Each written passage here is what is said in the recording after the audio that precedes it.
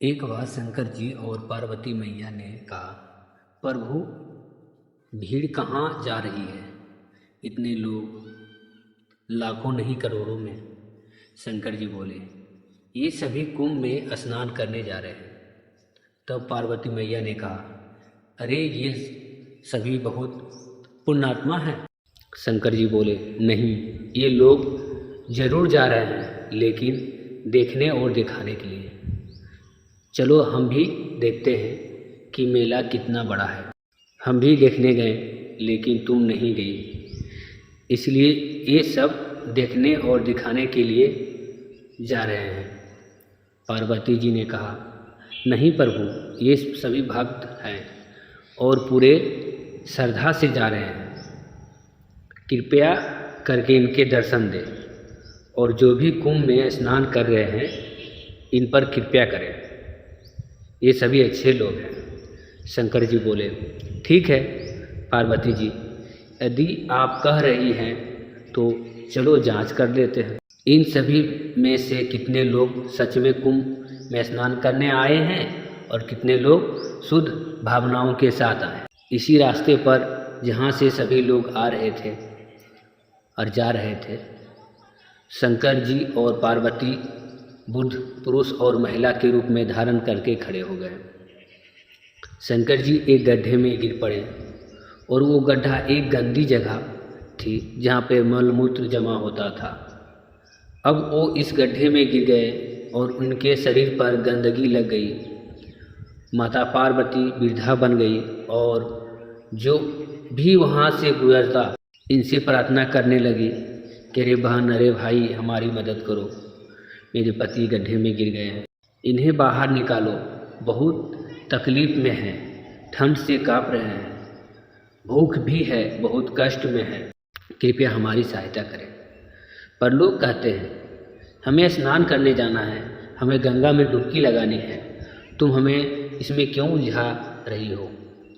शंकर जी ने पार्वती जी से कहा, देखो, ये गंगा में स्नान तो कर रहे हैं लेकिन किसी को मदद नहीं कर रहे हैं।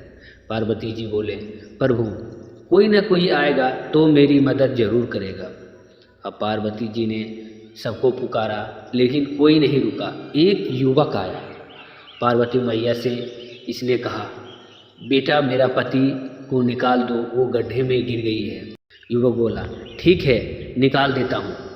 जब वो मदद करने आया, शंकर जी ने कहा, बेटा अगर तुम इस गड्ढे में उतरोगे तो हम तो बाहर चल आएंगे, लेकिन तुम फंस जाओगे। युवक ने सोचा और कहा, तो फिर आप ही फंसे रहिए, मैं जा रहा हूँ। वो चला गया। अंत में एक सज्जन दंपति वहाँ आए। माता पार्वती ने इसे कहा, भैया मेरे पति गड्ढे में फंस गए हैं, कृपया बचा लीजिए। इस व्यक्ति ने कहा, हाँ मैं उन्हें बचाऊंगा। शंकर जी बोले, अगर तुम हमें बचाने आओगे तुम तो खुद फंस जाओगे। तो इस व्यक्ति ने कहा, महाराज अगर मैं फंस भी जाऊं, अगर मुझे कष्ट भी हो, लेकिन आपको कष्ट नहीं होना चाहिए। मैं सह लूँगा लेकिन आपको नहीं सहने दूँगा। ये कहकर वो गड्ढे में कूद पड़ा। शंकर जी को अपने कंधे पर बैठाया और पूरी ताकत लगाकर इन्हें बाहर निकाला।